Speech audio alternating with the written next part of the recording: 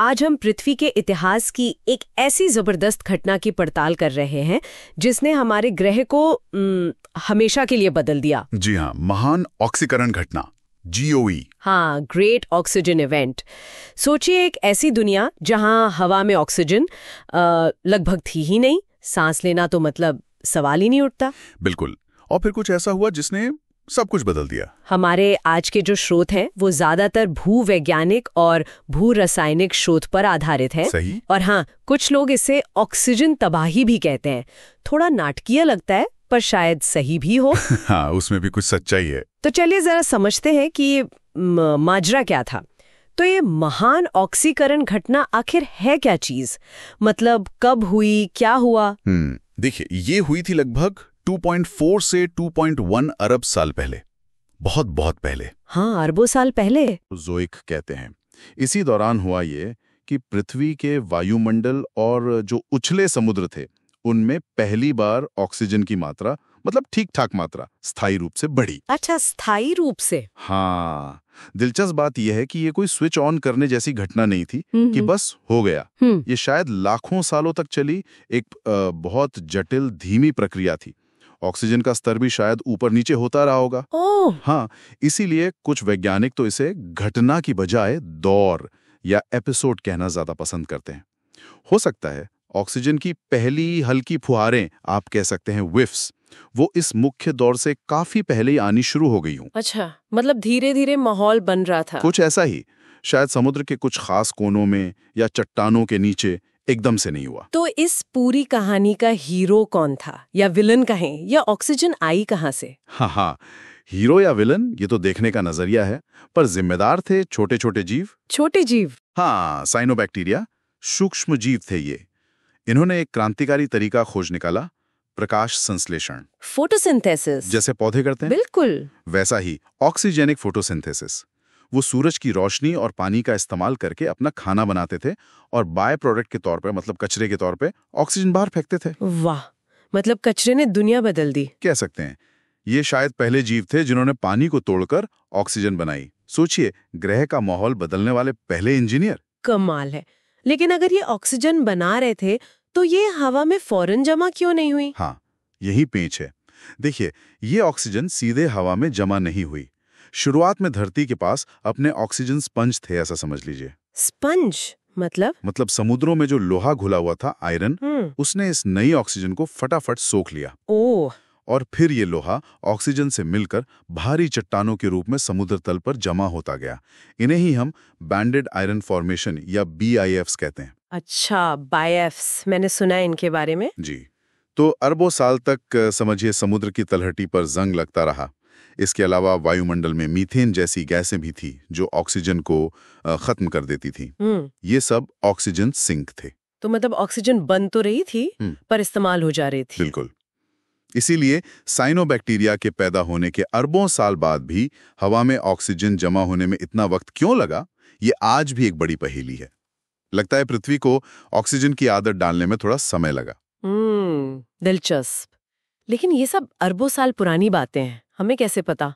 मतलब चट्टानों में क्या कोई टाइम कैप्सूल मिलता है?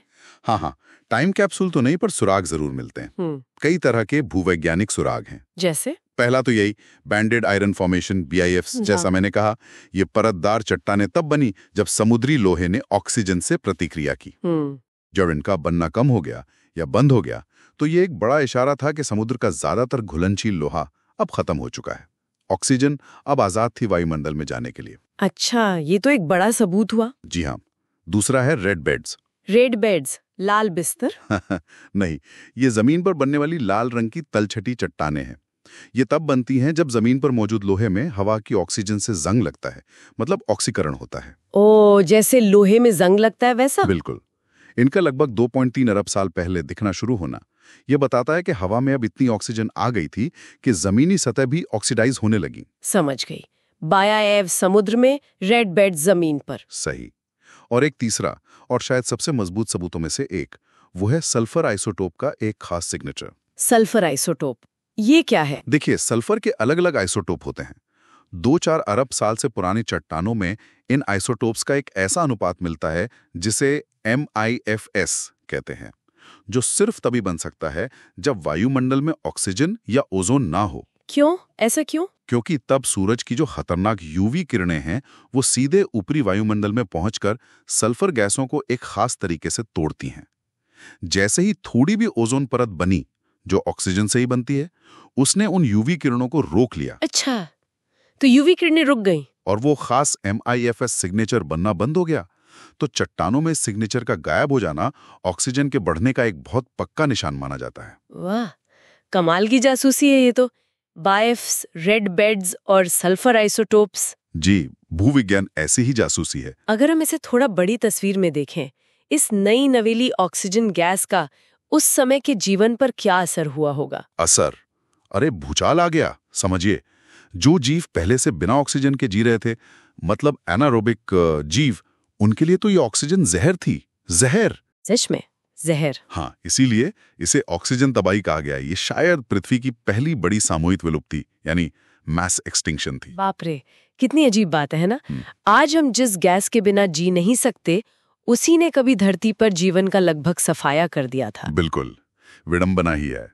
लेकिन कहते हैं ना, हर अंत एक नई शुरुआत होती है। इस तबाही ने नए तरह के जीवों के लिए रास्ता खोला। एरोबिक जीव, यानी वो जो ऑक्सीजन का इस्तेमाल कर सकते थे। और ये बेहतर थे? कहीं ज्यादा बेहतर। ऑक्सीजन का इस्तेमाल करके ऊर्जा निकालना बहुत ज्यादा एफिशिएंट था। इसी ने बाद में यूकैरियोट्स, मतलब जटिल कोशिकाओं वाले जीवों, और फिर बहुकोशिकीय जीवन के विकास को संभव बनाया।